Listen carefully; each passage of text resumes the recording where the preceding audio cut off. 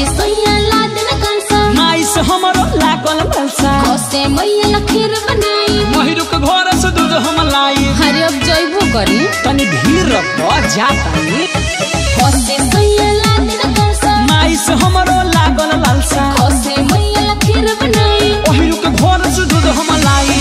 खसे नरियर के गोला लाई बस समतोला खसे सोया मैया आवतारी घर आसन लागी निमिया तोर आसन लागी निमिया तोर बचिया ओढ़ी के चुनार धनी ओढ़ी के चुनार।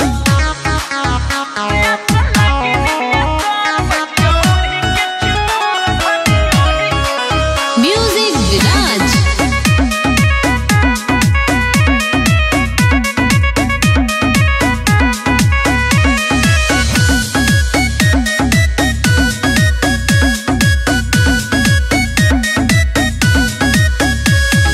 जैसे सोया जी चुनरी लाई धनी नहीं भुलाई से सोया जी छकलौनिया लाइव गंगा जी के पनिया।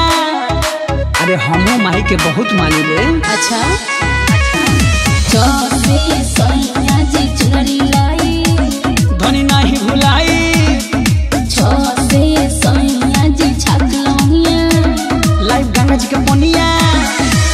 जैसे हुई जगराता साउंड पंडाल टंगाता झसे सोया नाचल जाई झूमे झूम कोई हयाती घूमे घूम कोई हयाती घूमे घूम माई के चौकट चूम चूम कोई हयाती घूमे घूम।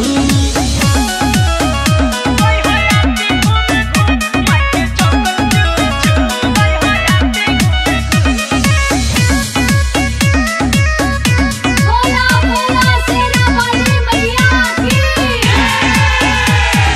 तो से माई के आवे के होत तैयारी रही बाघवा गाड़ी थसे रउआ ले रहम पूजा के थाली संजय ले ले यहाँ माली।